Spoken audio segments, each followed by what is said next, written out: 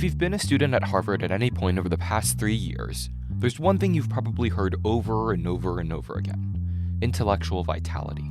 You'll see it in videos. Intellectual vitality can be a institutional value. From our deans. You think about intellectual vitality. From students. Intellectual vitality comes from what I hope to find at Harvard. It's everywhere. And overwhelmingly, you'll get the sense that Harvard's concerned about the state of its discourse on campus. At what moment did you get dissatisfied or feel like, wait, I was expecting something else? Pretty much immediately when I came to campus. So what is intellectual vitality? The Harvard website says that it's about the college's attempts to, quote, establish a culture in which all members speak, listen, and ask questions of each other and ourselves with curiosity and respect.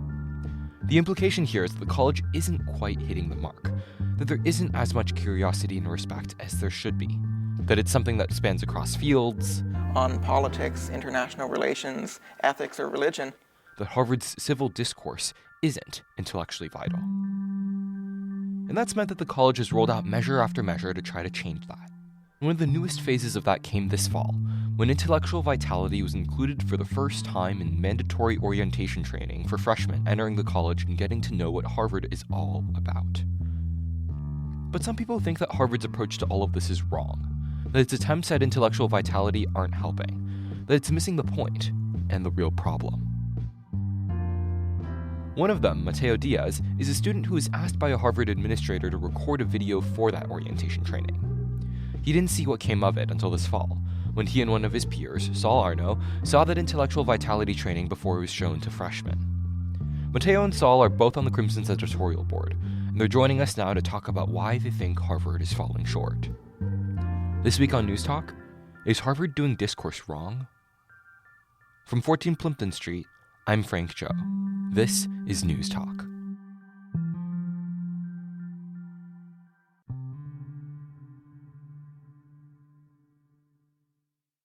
My name is Saul Arno. I'm a junior and I'm an executive on the editorial board. My name is Mateo Diaz. I'm a sophomore and I'm an executive on the editorial board. Thank you so much, Mateo and Saul, for joining us. So y'all put out an op-ed that's been making its rounds among students and among faculty circles on how Harvard facilitates civil discourse on campus, or fails to do so. I'm wondering, just to start, if you could tell us your reactions to Perspectives, the freshman orientation module, all 3 hours of it. Which parts did you find constructive, and which parts were like, this really misses the mark? Yeah, Mateo and I were both pre-orientation leaders for the first-year urban program, and so we were given access to the orientation training modules to get a sense of what the students had as their exposure to what Harvard is like. And I'll zoom out for a second and just say, when you're at Harvard in these last 3 years, you can't go without hearing the phrase intellectual vitality. And so seeing that civil discourse had been very explicitly integrated, I was really interested to see what it was going to be like. Yeah, on paper, it's a big step, Yeah, right? On paper, it's a huge step. This seemed like it could be promising. And then I opened it, and it felt like, oh gosh, what are we doing here? So I guess some of it's useful, right? We hear some cognitive science about the kind of cognitive biases that we have and ways that we can avoid them, ways of engaging with people in difficult conversations through storytelling. But interspersed between that are a lot of other things. We're told to practice having friendships with people whose views are different by modeling ourselves after Justices Ginsburg and Scalia, which didn't really feel like a clear model for me as a college student, and it's hard for me to imagine that other college students see in them a model for how we should be. Yeah, why so? Well, I mean, for one thing, Ginsburg and Scalia were really close friends while they were on a court that gutted voting rights, that allowed super PACs to run wild, that allowed for a huge upsurge in gun violence. That there are all these ways in which it feels like it falls flat. But also, we just hear kind of examples that feel quite simple. We're told about two roommates who are having a dispute over the last orange in their fridge, and they're getting very upset. And then one of them realizes, I actually just need the zest from the orange, and everything's solved. And it kind of illustrates the value of both and thinking. Or we're told about, not in terms of, for instance, inclusion or free speech, but just in terms of inclusion and free speech. If these kind of issues were as simple as turning an or to an and, we wouldn't really have an issue to deal with in the first place. And so it feels like either like they're maybe doing some kind of conservative work, or that they're talking down to us. And I think that as a result, it was hard to get a lot out of the modules, especially when, I want to hold the school to a high standard. I think we can do so much better than this. That is why I'm critical. So if we zoom out a little bit and look, say, okay, on paper, Harvard seemed to have asked its students to contribute to an orientation module, student leaders who have a lot of experience trying to facilitate conversations among different perspectives. Okay, so that's a check. 2, they find quote-unquote outside experts to build out a module that does this work, right? You can see somebody outside of Harvard who hasn't seen perspectives who can say, hey, it seems like they made a good faith effort here to do a good job. What do you guys say to that? Yeah, and I wouldn't disagree. But I think after a year of doxing, restrictions on student protest, a lot of issues that are very much tied to speech and who gets to speak, to come in with a module that misses the mark isn't good enough. And it's not enough to say, hey, we tried. In the last year, speech has been all that anyone can talk about on campus. And Harvard can do better. We have the resources, certainly. And, getting back to the content of the module, the only example that we see of activism or organizing is this GMO protester who's disruptive and at times even violent. But then he learns the error of his ways because he just looked into the facts after all these years. And seeing real time the restrictions on protest, to then go to the module and read that and think, is this what Harvard thinks about protest? That people who protest are just kind of misguided and ridiculous, and if they just looked into the facts, they would know better. And it's like, wow, is that really how we feel about this? This is really the message that we want to send? And I think it's really concerning. Yeah, well, and the other thing I might add, too, which is that it was made by an organization called the Constructive Dialogue Institute. And as best I can understand, Harvard purchased it from them kind of close to ready-made. And we were doing some research about the organization, and one of the people who co-founded it was this guy named Jonathan Haidt, who, has gained a lot of prominence for being very critical of what he understands as coddling on American university campuses, and also quite critical of campus DEI programs. And the very first example is the story of a college president whose anti-immigrant views kind of came to light, and he was basically canceled. It was a cancel culture story. And it felt like, oh gosh, what are we doing here? My experience with the speech issues on campus has never been that there's a big issue with cancel culture on campus. It felt sort of reductive and simplistic. And you see a lot of his research shine through in this training. We're taught about, for instance, moral taste buds theory, which he's one of the main promoters of. Which is? A way of thinking about how our political views come to be. But it's taught as this is what psychologists understand about the development of our political understandings. And, there's a link where we can click to learn more, and it takes us to the Amazon page for his book. And so there are ways in which we think that Harvard could do better because Harvard best understands the issues at Harvard when it comes to speech culture. And so that's why we want to hold them to a really high standard. And in my experiences at Harvard, I've had lots of conversations with people I disagree with and really had a chance to engage with others. I've spent the last semester on the editorial board, which has been an incredible space for having conversations, for speaking with peers whom I often disagree with, peers with views across the political spectrum. In fact, a model for what the webpage says is really important to learn as a Harvard student, right? Yeah, absolutely. So I felt that, at Harvard, I've been getting lots of intellectual vitality. And even outside of the editorial board, in my conversations with my roommates, in the dorm room, late at night, and that's really been present for me. But the fact that they choose to create an intellectual vitality initiative in the first place seems to signal on the part of the administration that this is something that leaves more to be desired, right? That, in fact, maybe not every student's experience on campus is, quote-unquote, intellectually vital. So tell us then, when we say intellectual vitality initiative, like the average student who hasn't followed it has no idea what's going into it. What have they done so far? Oh boy, what haven't they done? Every third email you get from an administrator mentions either intellectual vitality or civil discourse, and they're putting a lot of money and effort into this. They're hiring new people. They're establishing new fellowships for tutors to be involved in these initiatives. They're adding new stuff to the freshman orientation modules. They're putting on new speaker series. It sounds like they're doing a lot. And I don't want to bash that. And it also feels like we hear all this talk about civil discourse right as last semester, the biggest opportunity for civil discourse on campus, they missed the mark. What was the opportunity there? There was this massive amount of protest on campus, and the primary response to it was restrictions, that we're going to restrict this speech, we're going to punish this speech, but we're not really going to engage with this speech. Provost Manning. That's the university's number 2 right behind the president. Yeah, he was asked about the many emails he had received from pro-Palestine students and faculty asking to initiate dialogue after he had said we really welcome dialogue. And his answer was, President Garber isn't aware of those emails. And when you hear something like that, it makes it really hard to believe that you're taking intellectual vitality when it's really hard, when it's really serious, when the stakes are as high as they can be. And so then this semester, when we're hearing about new protest restrictions, now you can't write in chalk in the yard. Now there are new plans to call in police in response to substantial disruption, that it feels like there's this sort of broad orientation towards the really challenging intellectual vitality concerns right now that sort of feels like it misses the mark. So, to play devil's advocate a little bit here, higher education administrators across the country all faced massive protests last semester, and all of them took very different approaches. Some university leaders chose to, for example, negotiate with protesters and come to what ended up being a sort of peaceful resolution there. But then donors and alumni spoke out sharply against the university's stance and said, hey, you're not really standing up for the university's best interests when it comes to that. Still others decided to pull in the police and be somewhat draconian about it, and that too drew outrage from students and faculty. So, Harvard's response among many higher education leaders was kind of widely praised for all, as you guys were saying, its injurious effects on free speech.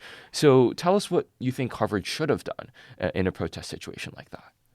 Yeah, and I think it's certainly a difficult situation, and I don't want to deny that. And there's lots of things that were good about Harvard's response. I'm glad that they didn't call in the police. And we saw other campuses where there was outright violence, and we didn't see that here, and that's a very positive thing. And I think that the core issue is students have what are very valid concerns. There should be an outlet for students to express those concerns. And so then administration says, well, protest is not that outlet. And what you should do is go ahead and use the other forums that we have and engage in the proper channels. But those proper channels, in effect, don't really exist. We see that students try to email administrators and then get met with, oh, we're not aware of those emails. Or, students hold events. And then we saw a panel at Lowell House last semester on anti-Semitism and Islamophobia get canceled because there was a lot of backlash over the speaker's views about Israel and Palestine. And rather than try and support the resident tutor who was organizing it, the institutional sponsors, Lowell House and the Safra Center for Ethics, withdrew support.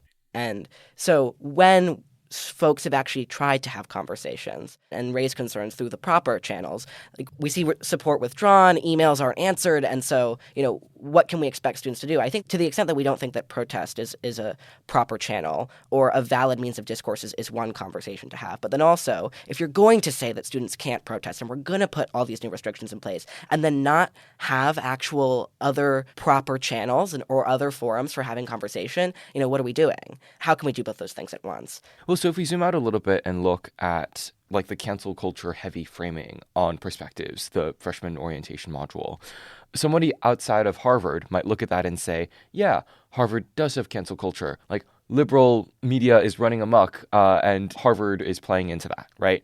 I'm curious, if not cancel culture, what has been your experience on campus in relation to civil discourse? Yeah, that's a great question. I think about this from the perspective a lot of being a trans person, talking about trans issues, which are the kind of thing that people are often hesitant to talk about, because I've had several people before talk to me and say, I'm just so scared of talking to trans people because I'm afraid that they're mad if I say the wrong thing.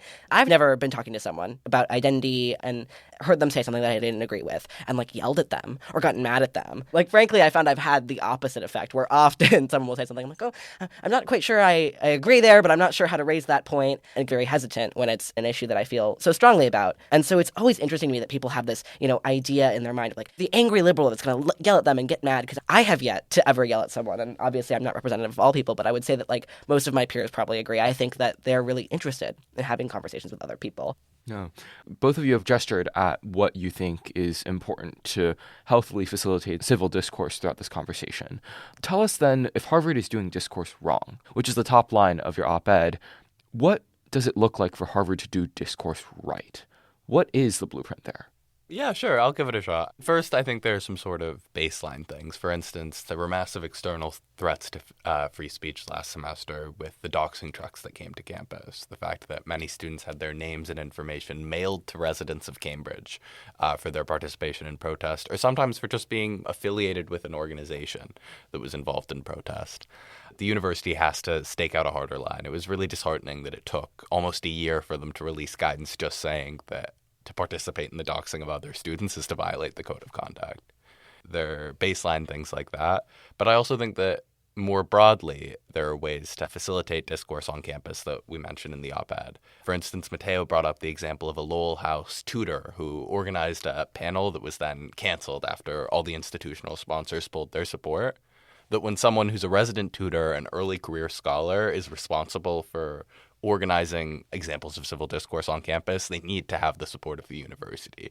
That when the people who are facilitating the conversations in our classes, the people who are running our seminars, who tend to often be either teaching fellows or untenured academic workers, they need to be certain that the university is going to support them, even if they don't always say the right thing, because that's the way we can have genuine civil discourse in the classroom.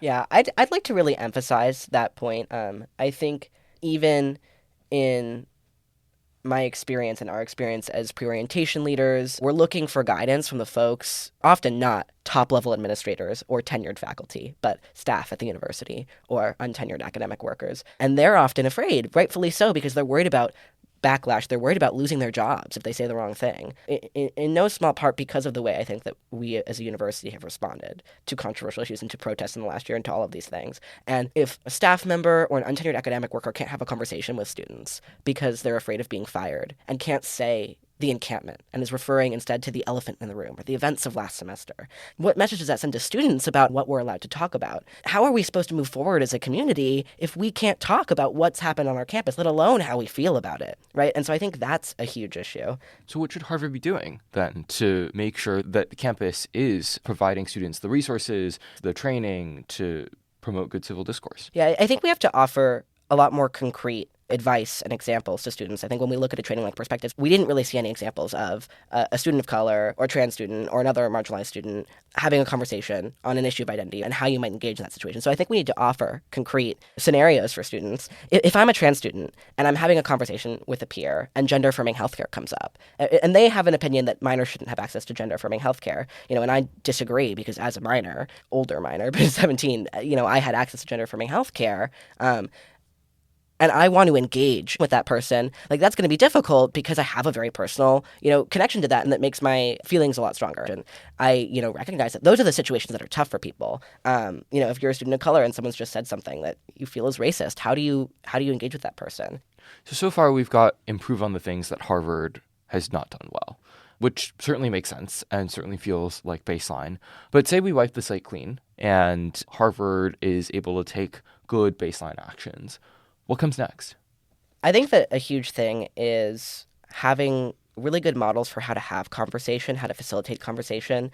On the editorial board, we have very clear guidelines for how we're going to facilitate conversation. We're going to talk one at a time. We're not going to respond directly to someone and jump back at them. And good facilitators who keep conversation going and check things before things can get out of hand. Another reason that I think we're able to have great conversations is because we have relationships and trust outside of just sitting in that board and talking.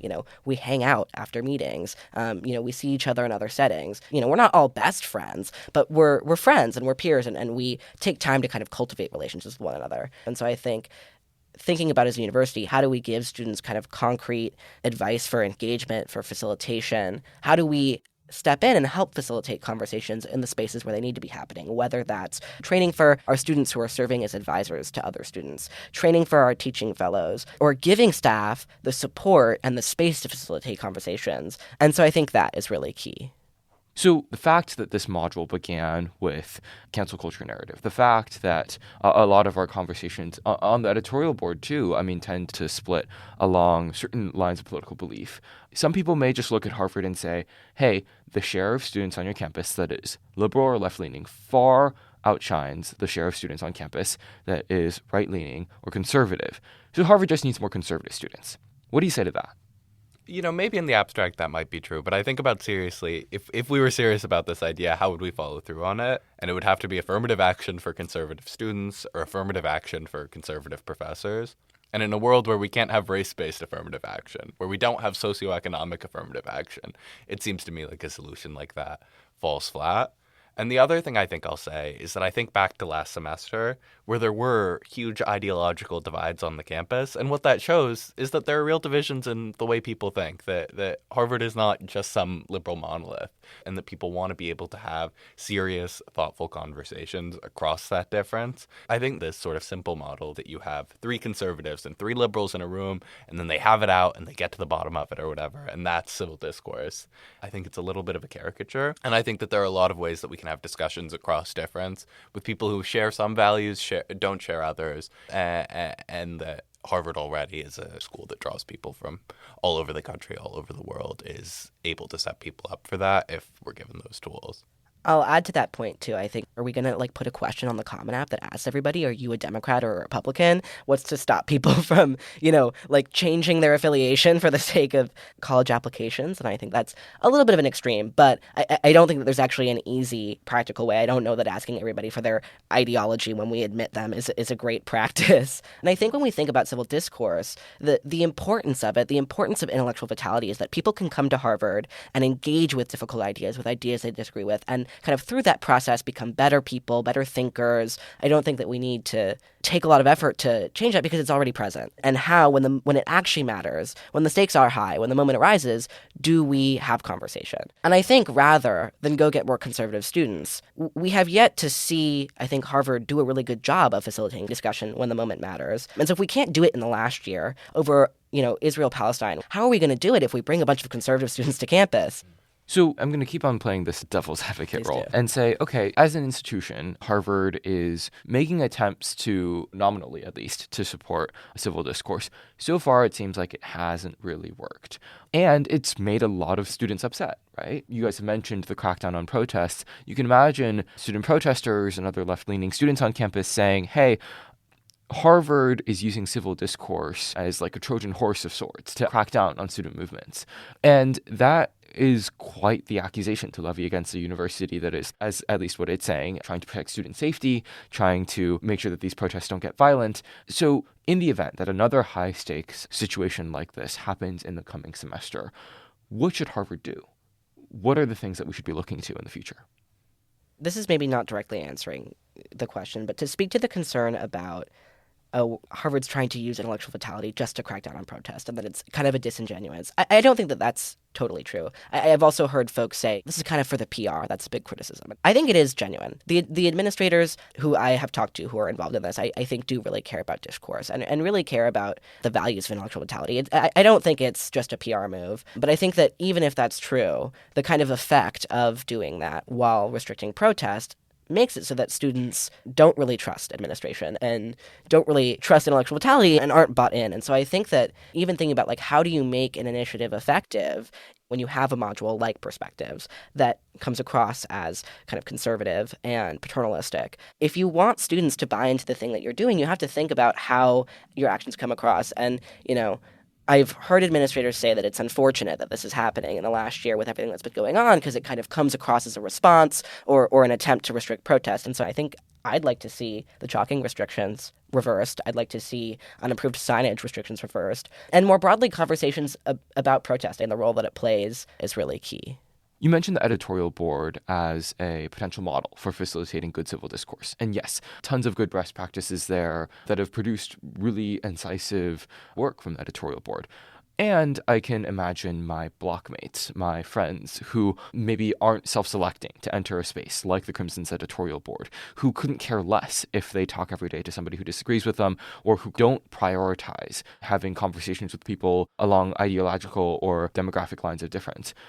What do you say to that contingency in Harvard? How do you get them to become invested in civil discourse? I think civil discourse really is something all of us can benefit from.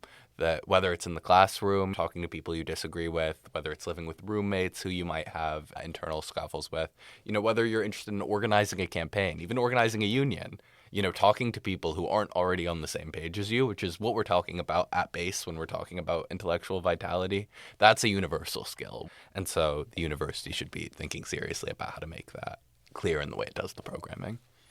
I think to the point that Saul has already brought up, it's a useful skill, period. even in smaller situations like talking to a roommate or like later in the workplace. But I think to also get across to students that students have to want to engage with one another. And if students don't want to, we're not going to accomplish anything by forcing them to, or put students in those situations where they're experiencing disagreement. It does really have to come from students. And so I think we have to think about how we cultivate interest and get students on board. And it has to come from them. Yeah, as best I understand it, teaching people how to disagree with each other productively is something that's in the mandate of the university. The same way I have to complete the requirements for my concentration, I think I should also have to leave Harvard with a better understanding of how to talk to people who aren't on the same page as me. And I think that could be reflected in the programming. They're already doing valuable things, incorporating civil discourse into the expository writing requirement and into the general education program. We could even expand the freshman seminar program and focus them particularly on current events issues. That civil discourse takes practice, and it's okay for the university to push us towards the spaces where we can practice it.